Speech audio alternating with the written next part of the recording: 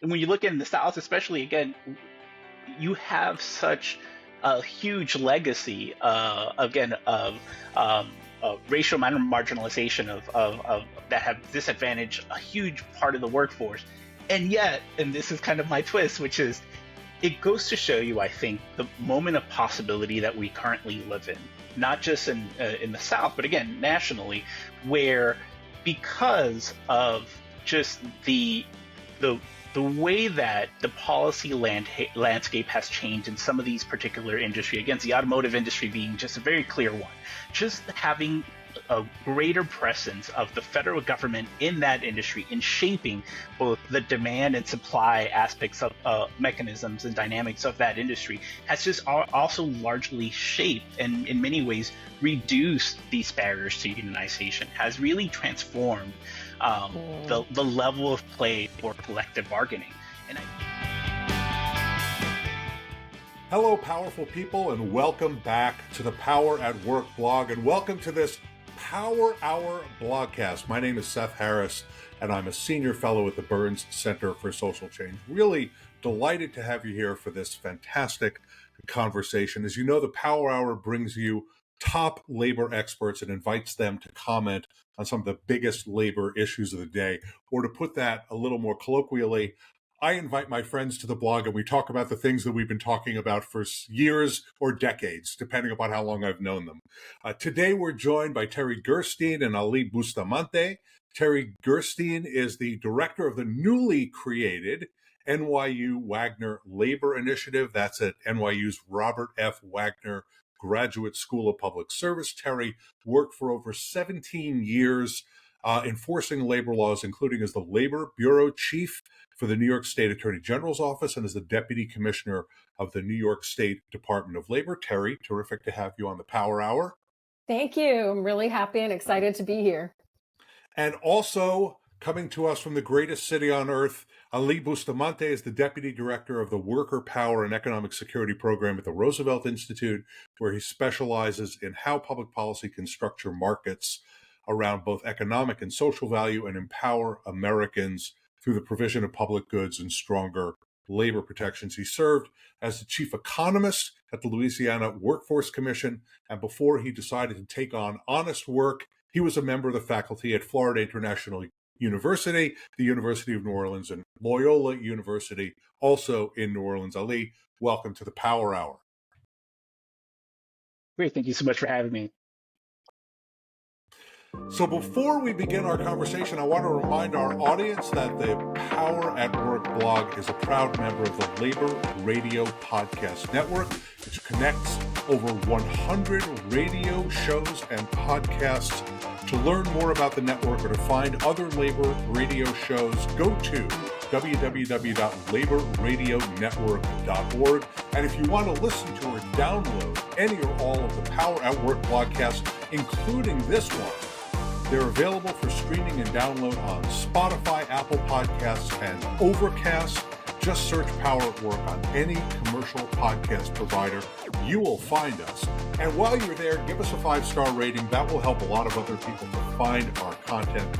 They will appreciate it, and we will too. All right, let's jump right into our topics for today. Terri and Alí and I worked out these topics in advance so we'd have a diversity of opinion and a diversity of take on these big labor issues. So let's start by talking about sectoral bargaining. It's been in the news lately. The California Fast Food Union, which is an affiliate of the Service Employees International Union, is an important player in what I believe is the largest sectoral bargaining strategy anywhere in the United States. Alí, let me start with you and give us a little lesson here. Help us to understand how sectoral bargaining works, and in particular, how it's expected to work in California's fast food industry. But also, I want to get your sense, and Terri, I'm going to ask you this as well. How far do you think sectoral bargaining can reach? Is it sort of an idiosyncratic thing for fast food workers in California and a few other workers in a few other places, or is this going to be a big part of labor relations in the U.S.?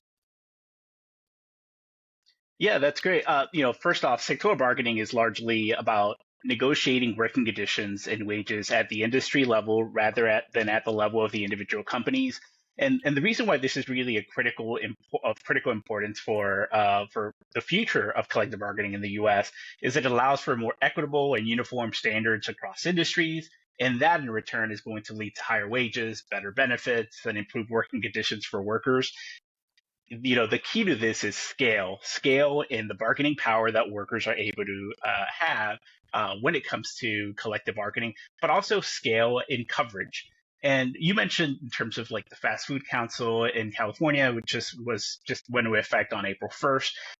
And this is really a flavor of sectoral bargaining that we have in California that is really largely pointing to both the potential as well as the challenges associated with sectoral bargaining. On one hand, is before the law even went into effect, we had a huge backlash from the business community. We had, reporting end to end on, the potential of layoffs, the potential of price hikes. There's a lot of fear mongering that always happens around sectoral bargaining, and just the idea that somehow across the board we're going to have wage increases or changes in working conditions. But the reality of this is you're looking at a place like California with over 500,000 fast food workers. And the idea that you can have across the board increase in the minimum wage, across the board enactment of better wage standards than there were just a day ago, a year ago, several years ago. That's really like the key and the power of sectoral bargaining, that you can have these mass improvements in wages, these mass improvements in labor conditions through really just like very quick enactment of policy changes. Well, so I wanted to follow up on one particular aspect of the sectoral bargaining that we're seeing in the fast food industry in California, and I think we're seeing it maybe everywhere else we've had it in the U.S. Maybe there's an exception to that. Sectoral bargaining in the U.S. is largely implemented through government. Right, so government enacts legislation that creates some kind of an entity that has employers at the table, has workers at the table, and has government at the table to address working conditions. That is different from what we typically have in collective bargaining, at least in the private sector, where government is supposed to stay out of the collective bargaining. It's supposed to have no role in the collective bargaining. Courts and the NLRB and other governments are supposed to be uninvolved in that bargaining. And this is, I think, one of the things that makes sectoral bargaining controversial with some of the folks in the labor movement, is that government is literally sitting at the table. Do you share that concern? There are a lot of other issues about sectoral bargaining, but that's the one I want to focus on because you both have experience commenting on government, working in government. Terri, Alí, let me just get you to comment on that, and then I want to bring Terri into the conversation. Yeah, I'm a big believer in terms of having policy fit the solution at hand and the environment at hand, as opposed to just having, thinking of something like sectoral bargaining in a very ultra structured, uniform way. And the reason why I say all that is just that something that I would actually point to is one of the most effective forms of, examples of, I would say, sectoral bargaining that we have is something that we actually just, I think as a public, we all learned a lot about last summer, and that's looking at the Screen Actors Guild and SAG-AFTRA and the Writers Guild of America and their particular strike. And this is something where the reason why I point to this is it didn't necessarily have government at the table, although again, I think it's I think there are arrangements in sectoral bargaining that certainly could have, but I think the key takeaway here is that by having workers represented at scale and by working with industry at scale as opposed to just individual employers, the real power, I think, and the real promise of sectoral bargaining is the idea that there are huge gains in coordination to be gained when you have a collective bargaining across an entire industry. There's going to, workers are going to be much better off in the long term. Employers themselves are going to be better off.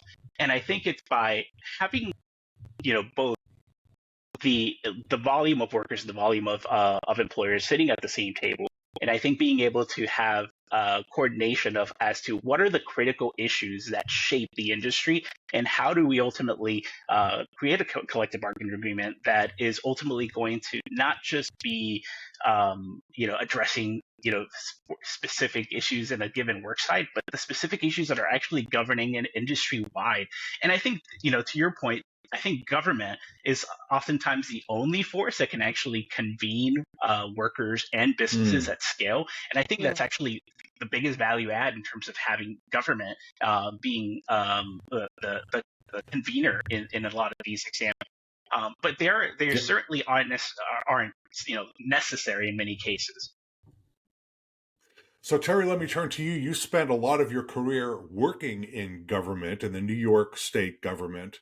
And New York has had a little bit of exposure to sectoral bargaining, right? There was the greengrocers example in New York, which kind of sort of was sectoral bargaining. There's now some discussion about nail salon workers. There have been a lot of discussions about what should be done with the online platform companies like Uber and Lyft, whether that would be a sectoral bargaining approach. What's your sense?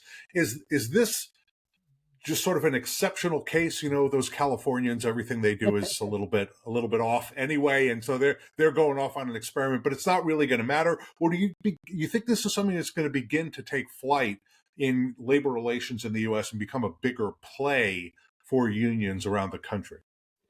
Well, I think it's my reaction to this is a little bit different coming from New York because, this is framed as something that's completely new. But in fact, New York has had a process of having wage boards for decades, going back to, I think, the 40s or 50s.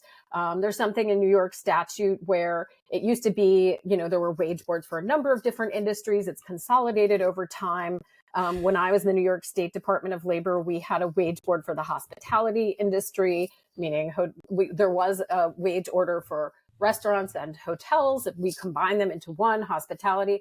But it's exactly that tripartite model where we had, under New York state law, there's an equal number of representatives of employers, workers, and the public as chosen by the government, 3, 6, or 9.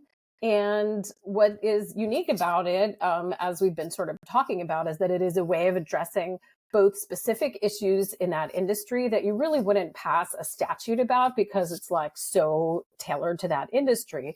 But also your question about getting government involved, really, what it made me think about is the fact that, we have right now our union density is in the private sector is around 6% roughly. And we know that is massively down from several decades ago.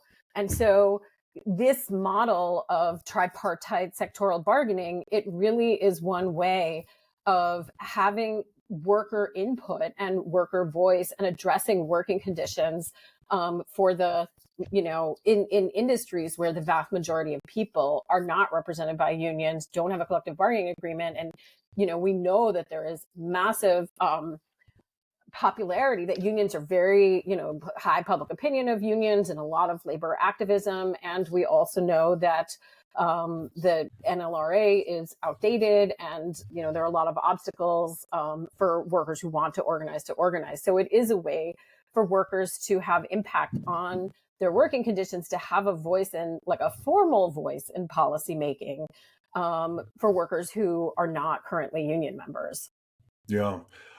I think what that means ultimately, though, is that it's possible that we're going to see sectoral bargaining in New York, California, Minnesota, Illinois, but in the 25 or so states that have right to work laws, it's sort of inconceivable that they would move forward with some kind of sectoral bargaining. Or maybe it's not inconceivable. Maybe you can imagine it in certain sectors, but I'm not aware of any experiments in those states. Later on in the conversation, we're going to talk about innovation. That's not one of the innovations that we're actually going to be talking about. Okay, let's turn to a topic you've been spending a lot of time on, Terri, and have a lot of expertise in, and you've recently written a report that we're going to link to in the blog post that carries this blogcast, and that is child labor. And so I actually have in my notes, let's turn to a more depressing topic, child labor. It's a little unbelievable, to me at least, that we're talking about child labor in 2024. I mean, these are some of the least powerful people in our society, and they are being, in many cases, not every case of children at work is exploitation, but there's a huge amount of exploitation in child labor, as you know perfectly well. Some states are even weakening their child labor laws now to make it easier for more children to work, sometimes in dangerous occupations. You both, I'm sure, have read Hannah Dryer's, I think, Pulitzer quality work for the New York Times, about the brutal exploitation of migrant children in a number of industries across the United States, and a system that not only fails them, but seems to almost facilitate the exploitation. So Terri, let me start with, I'm going to ask you two questions. The one is a really, really big question. Why are we talking about child labor again? Why are we talking about it again? And then I want you to tell me what public policy steps are needed to combat child labor in the jurisdictions that actually have an interest in fighting child labor. So to your question of why are we talking about this again, I am also horrified and outraged, and, you know, I don't even have words for it, right? I cannot believe we are having this conversation. I cannot believe that this is happening and that there are people who are weakening laws in response to it. And then also at the same time, there is part of me, though, that feels like, well, child labor involves children and workers. And if you want to, we are not, as a country, we are not taking care of either children or workers in the way that we should. So in a way, why should this be any different? I look at why this is happening. There's a few different ways of looking at it. One way that I've looked at it is, obviously there are some kind of global migration factors of the influx of unaccompanied minors that is part of it. But I also think that our whole system of protecting workers is so degraded that it's almost, I wouldn't say inevitable, but in some ways it's unsurprising that this has happened. We have, as I said, very low union density, and unions help prevent violations because they're an on-site monitor. They lift conditions in an industry. It's easier for workers to complain. So we have very low private sector union density. We have grossly inadequate enforcement resources. At the end of 2023, the Wage and Hour Division in the U.S. Department of Labor, which enforces child labor laws, but also minimum wage and overtime and the Family and Medical Leave Act, had 733 staffers for the entire country, which is around 500 fewer than in the 70s. So most state agencies are similarly, grossly inadequately staffed, and some states don't even have state labor departments. Then we have the problem of the fissured workplace, which David Weil has written about considerably, where corporations try to evade employer responsibilities by subcontracting, using staffing agencies, by using business models that allow them to deflect responsibility for violations. And then there's the disparity of worker and employer power, monopsony, all of the, forced arbitration and non-competes and all these contract terms that decrease worker power. And so the entirety of this picture really leads to a situation where there's insufficient oversight, insufficient worker power, and really employer impunity. And so in a way, it's like so shocking. And in a way, if you look at what we have done and how we have underinvested in protecting workers again and again and again, in a way, it's not surprising to me that this has happened. At the same time, the rollback of laws has been the result of a very intentional campaign by a Florida think tank. There was reporting in the Washington Post about this last year. And there are some employer associations that have really supported it. I think a more direct answer of why this is happening now relates to the tight labor market and the fact that employers can't offer the same crummy wages and working conditions that they have been offering and get desperate people to fill them. So they're looking for, a new pool of desperate. They're looking for desperate children. They can't get desperate adults. Exactly. So now they're looking for desperate children, like migrant children.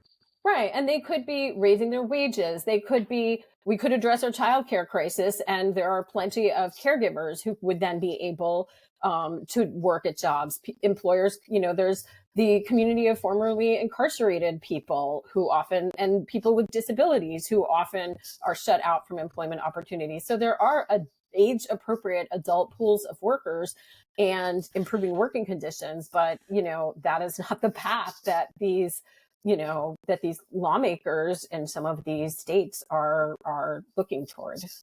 So what you've written about is how states can address child labor, those states that are willing and eager to address. So tell us a little bit about how they should do it.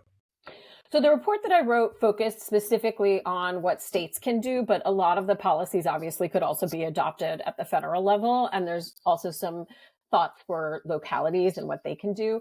But some of the things are very basic, right? Increase your enforcement resources, have more investigators, more boots on the ground, more eyes and ears. That's one.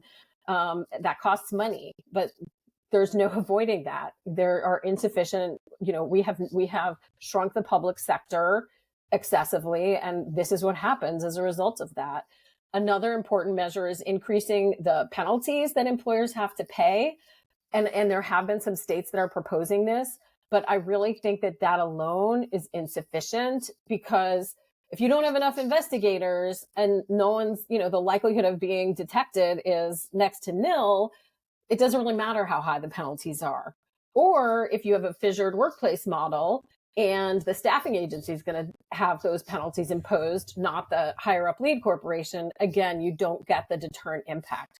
So increase enforcement resources, increase penalties, create better, more ready ways of having joint liability for lead corporations who now manage to deflect responsibility.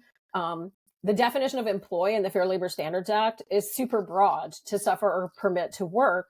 But case law has really narrowed it and been very miserly in terms of, made it very difficult to get that joint employment as a practical matter in cases. And so making them more responsible.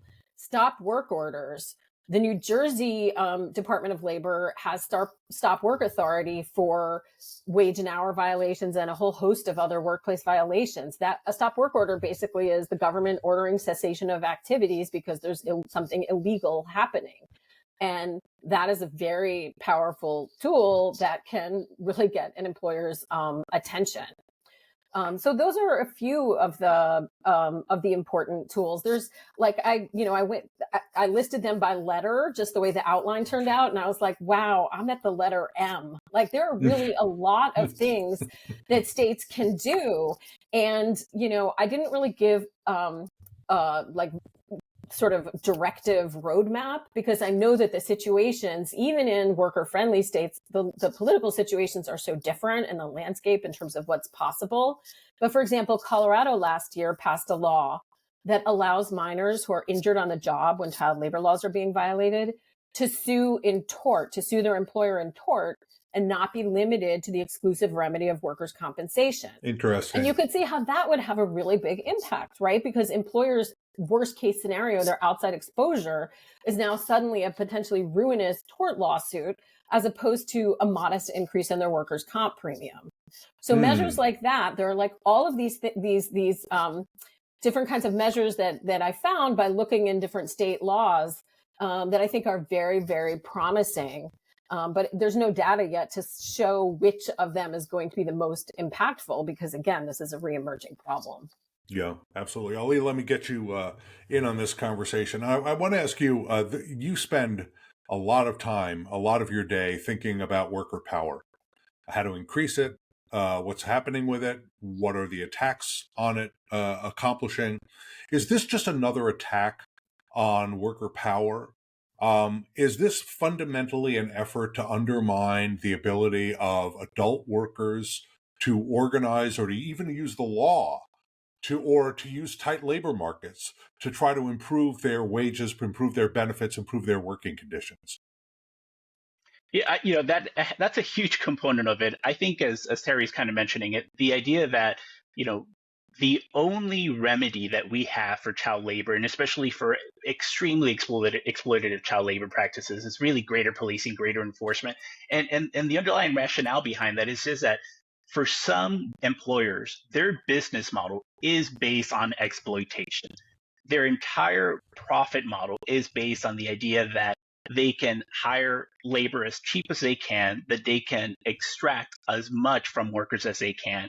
And in a tight labor market, where just the competitive pressures associated with labor markets and the greater mobility of workers to be able to move with their feet towards a better employer, because that is just completely untenable for some employers whose business model again is runs completely opposite to what a competitive labor market would actually the outcomes it would actually shape.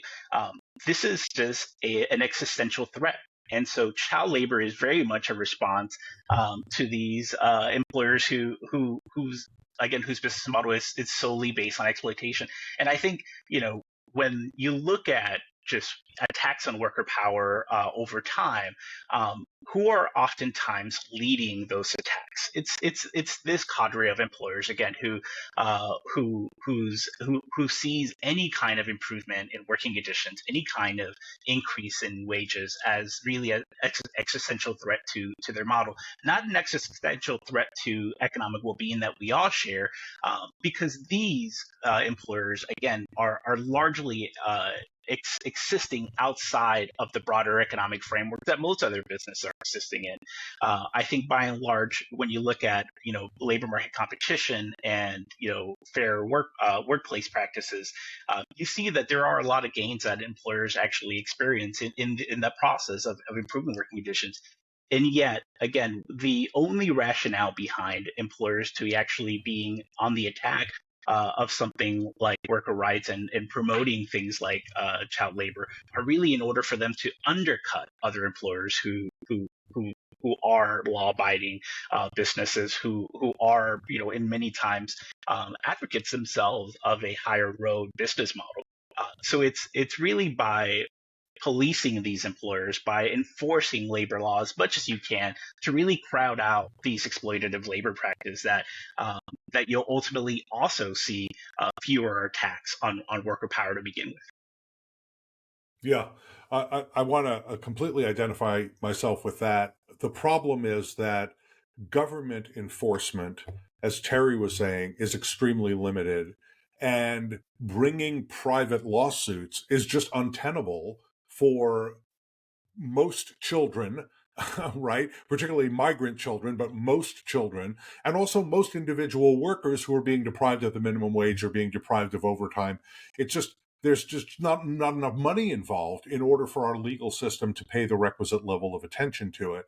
And so those workers are effectively left with no remedy, even in states that have enforcement regimes like New York. Some other states have their own wage and hour mechanisms or occupational safety and health mechanisms.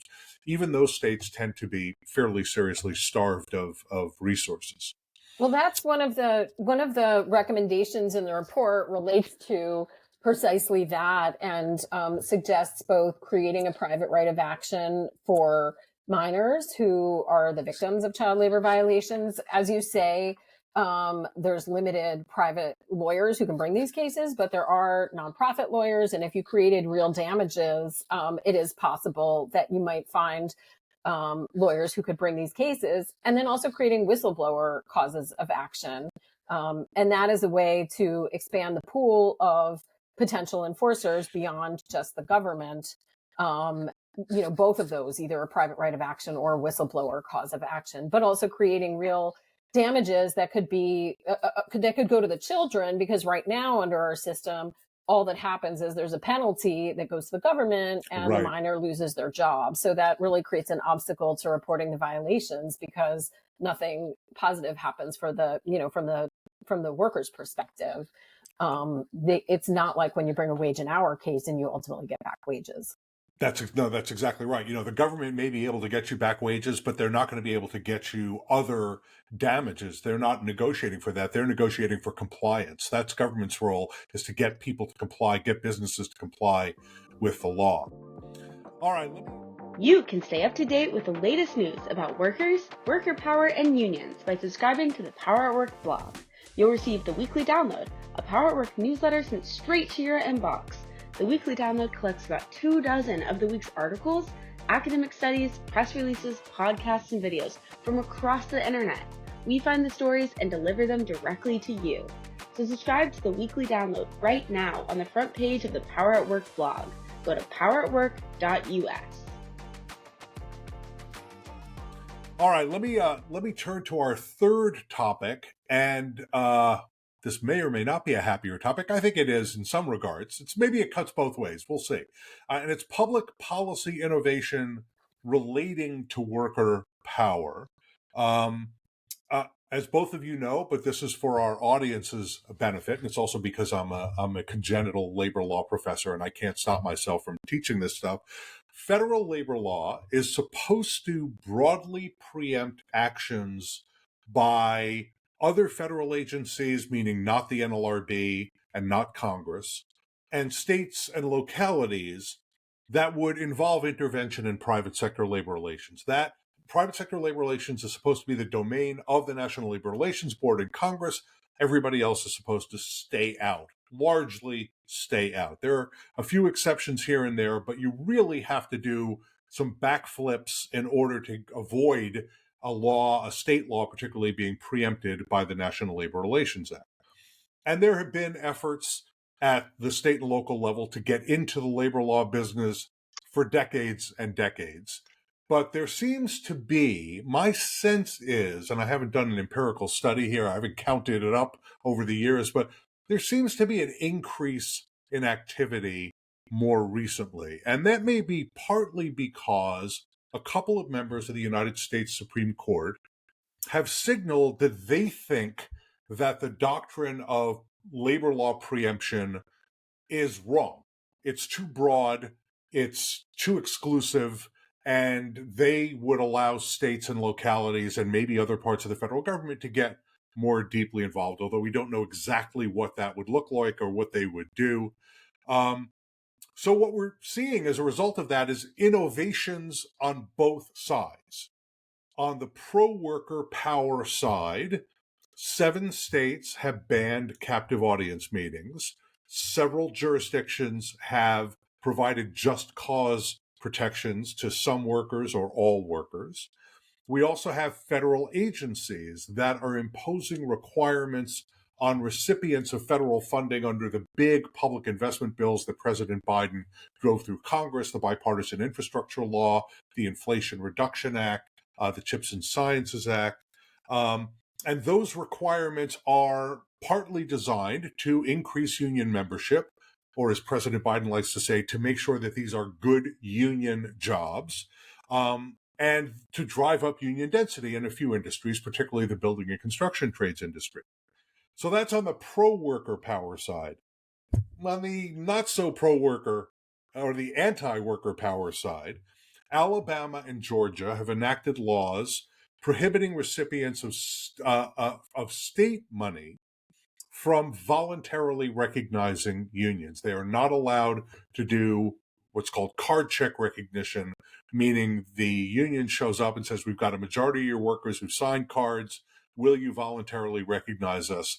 And the employer almost never says yes, but in a limited number of cases where there's a lot of pressure on them, they sometimes do say yes. There's a very few sort of pro-union employers who say yes.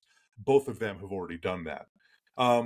So, Ali, you have focused your attention on federal agencies and what they are doing under these big public investment laws.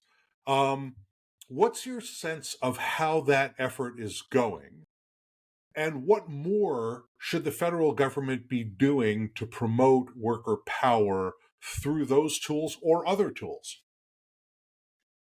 Yeah, I think the first thing to understand is that when you look at the actual mission of most administrative agencies and federal government, in one way or another, they talk about promoting prosperity, promoting opportunity. And when you look at worker power or labor, that is a critical component of doing any of that. So whether you actually want to promote economic growth, whether you actually want, and for example, with the Department of Commerce, it's like economic growth and opportunity for all communities.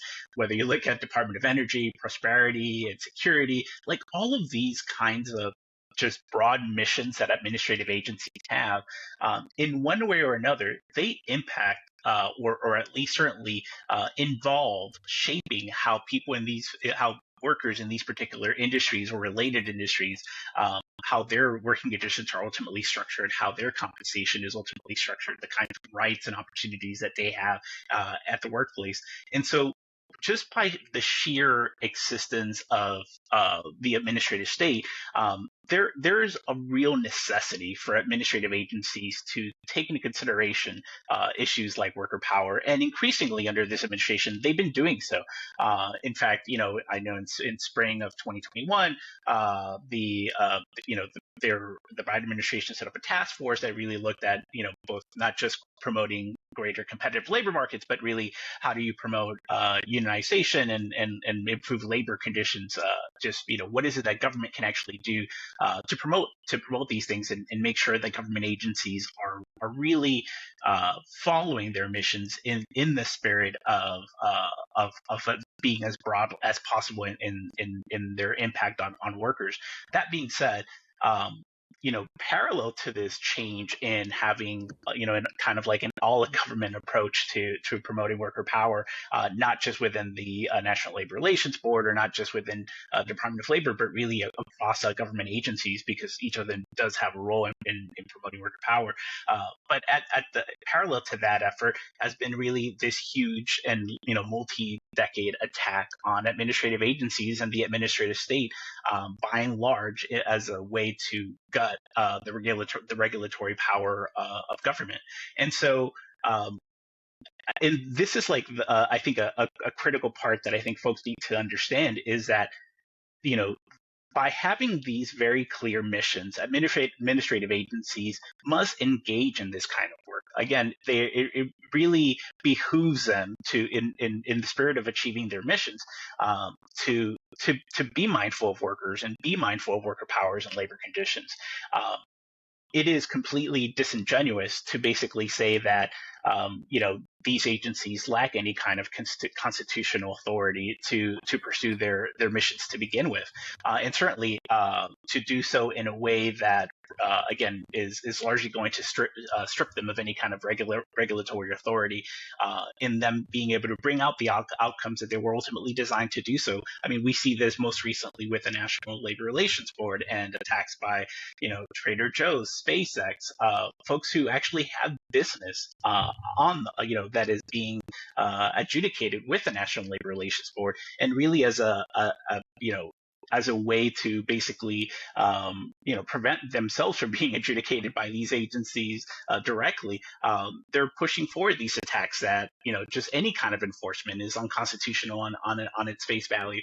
And it's really I think the cards are on the table. I think it's really clear that these are just part of a long history of corporate attacks on the constitutionality and the regulatory authority of administrative agencies.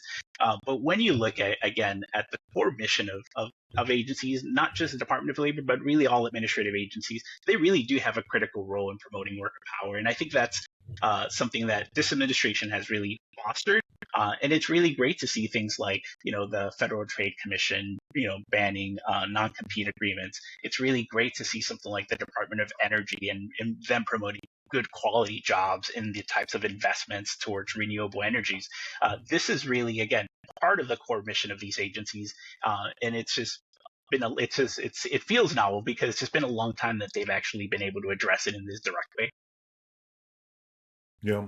So, Terri, let's talk about state and local governments and how they are innovating. And, some of them are innovating in a good way, some of them are innovating in a bad way.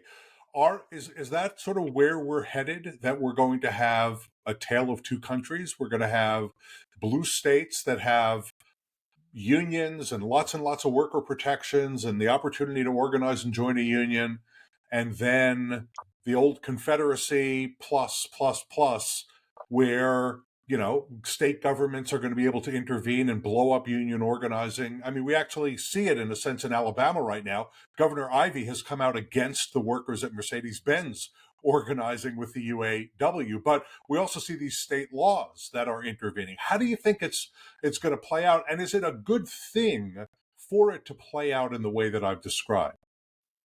I mean, I hope that it doesn't play out in the way that you've described. I would rather see higher standards everywhere, right? And I think it's really dangerous for it to play out in the way that you described. I know you had Hamilton Nolan as a guest recently, and he was talking about how the lack of worker power and degraded working conditions in the South really create an opportunity for sort of domestic offshoring, right? Where companies can locate themselves to the extent that they're in an industry where they're able to do it, that they can locate themselves in places that have lower labor standards and undercut worker power everywhere, even in the blue states. So, I think that I really think that's not a place that we want to go.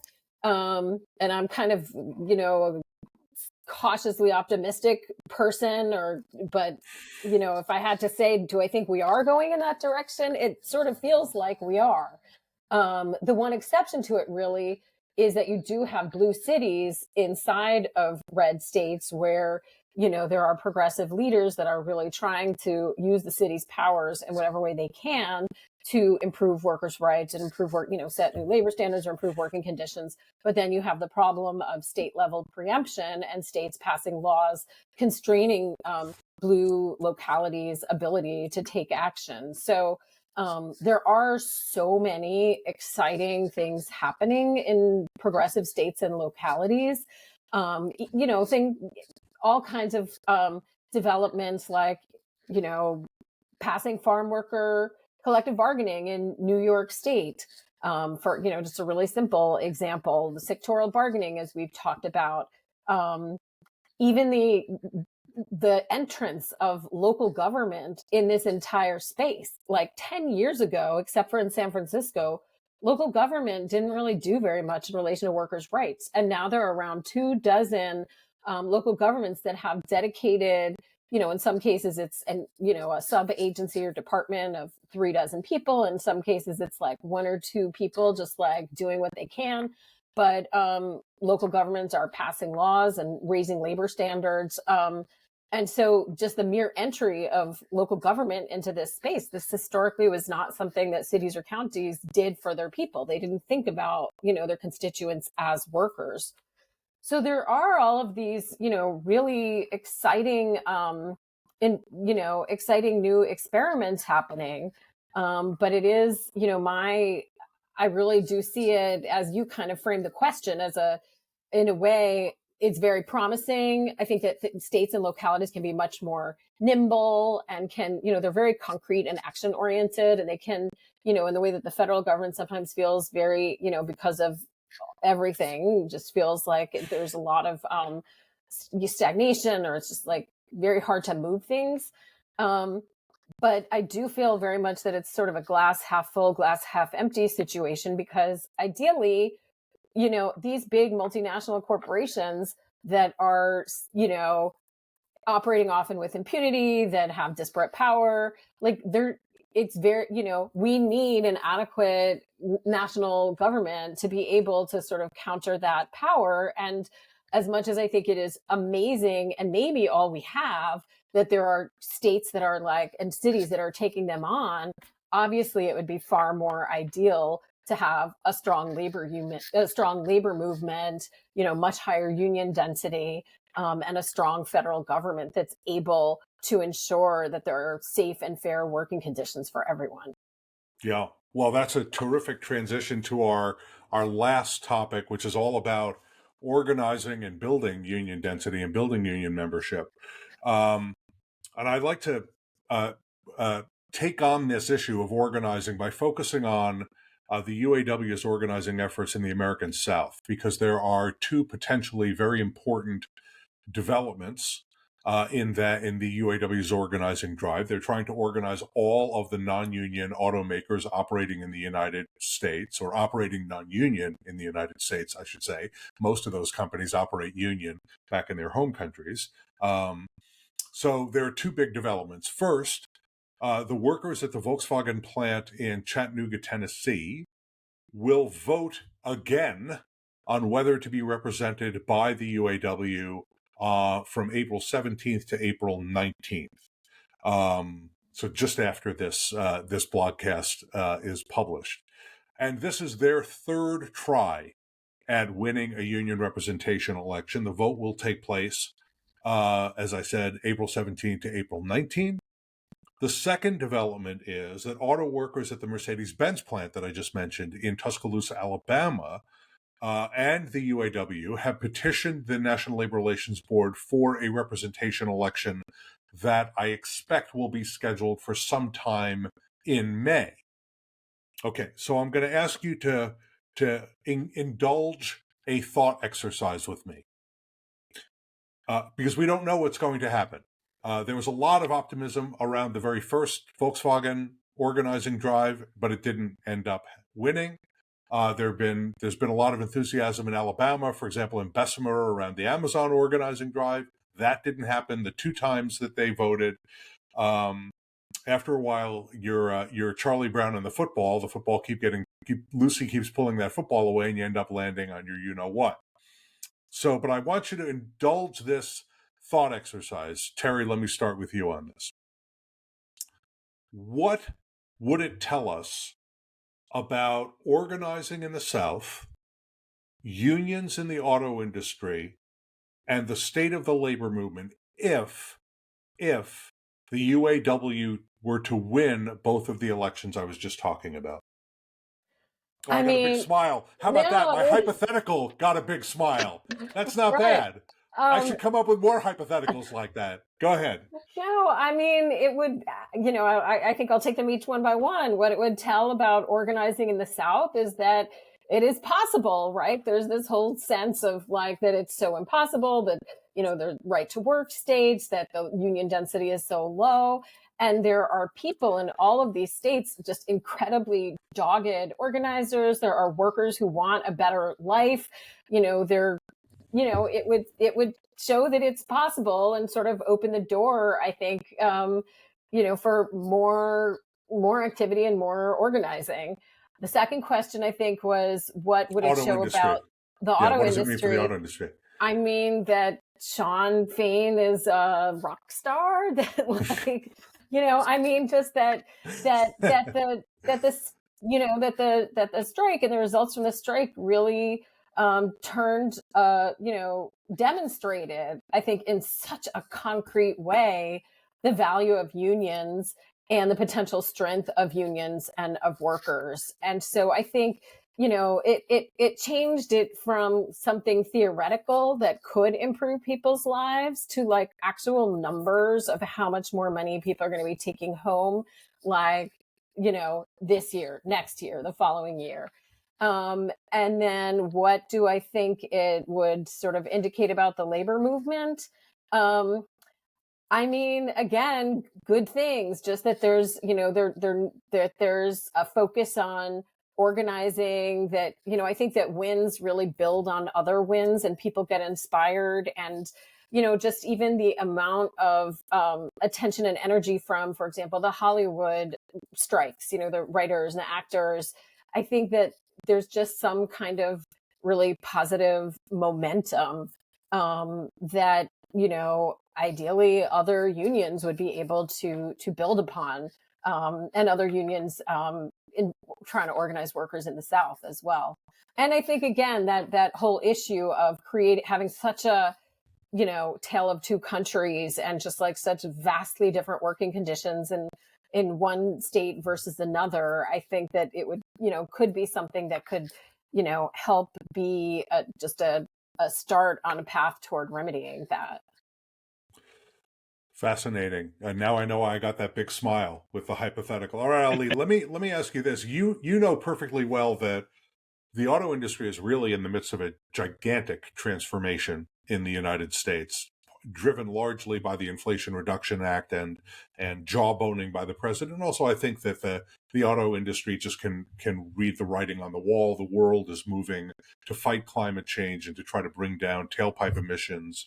And so there's a big push towards electric vehicle manufacture, electric vehicle battery manufacture as well in the United States, funded in part by the United States government.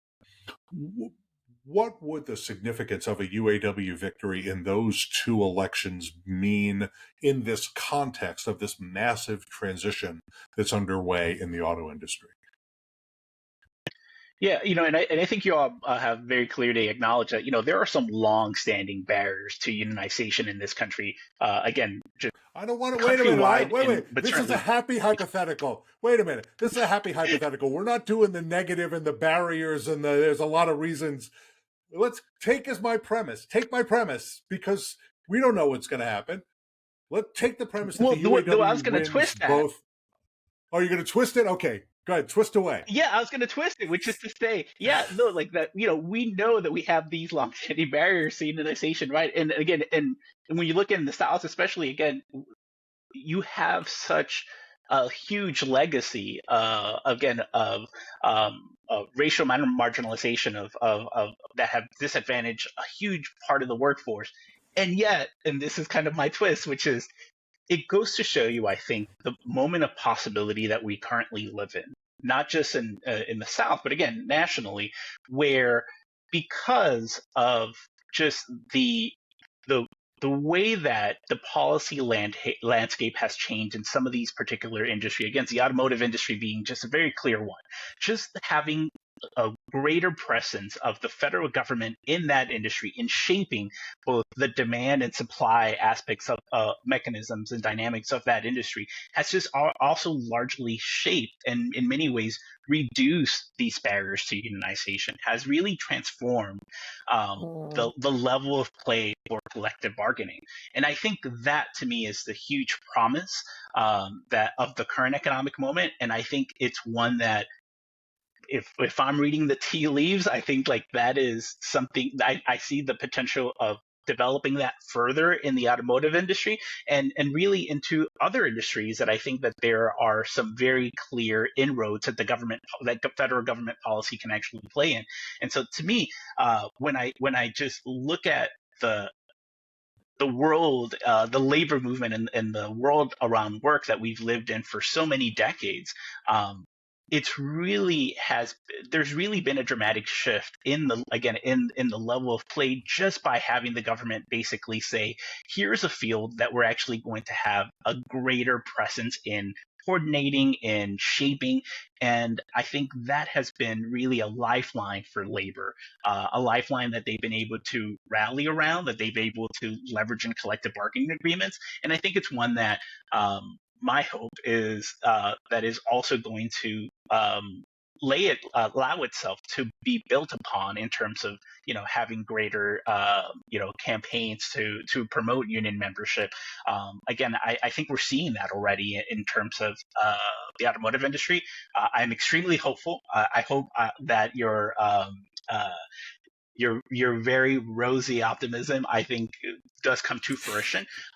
Even if it's a hypothetical, I feel strongly about that, and I think it's something that is going to largely be a replicable strategy in other industries to come. Very optimistic. I like very much the connection of industrial policy to worker empowerment. I think that's a very interesting idea. Terri, you wanted to get the last word in here? Go ahead. Yes, I just wanted to say that one other aspect is the sort of civic participation, voter participation impact of unions, and that union members are more civically engaged. And I think that the role that unions play in politics could also be impacted if those elections go the right way. Very interesting. I think that's right. I think it'll show the power of workers coming together to try to accomplish a goal. Well, deep and sincere thank you to Terri Gerstein and Alí Bustamante for a fantastic conversation.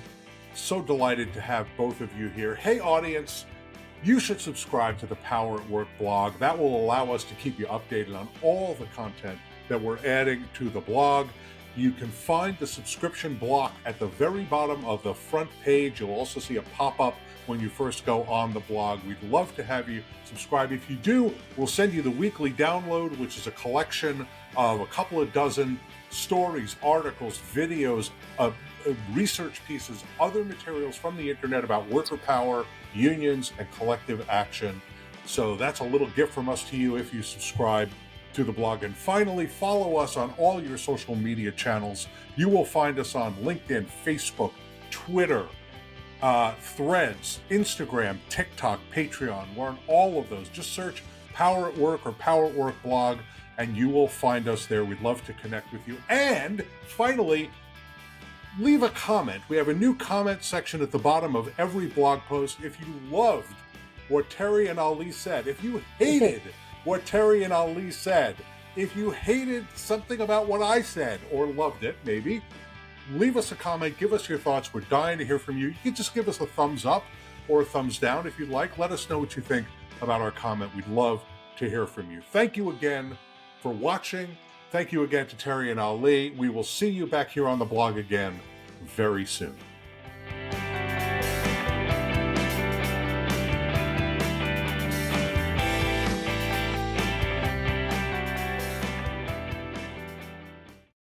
The Power at Work blog is a project of the Burns Center for Social Change at Northeastern University.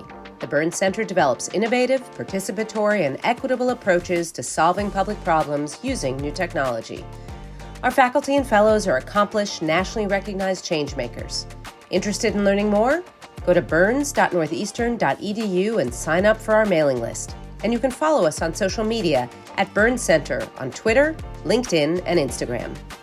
The Burns Center for Social Change, from demanding change to making it.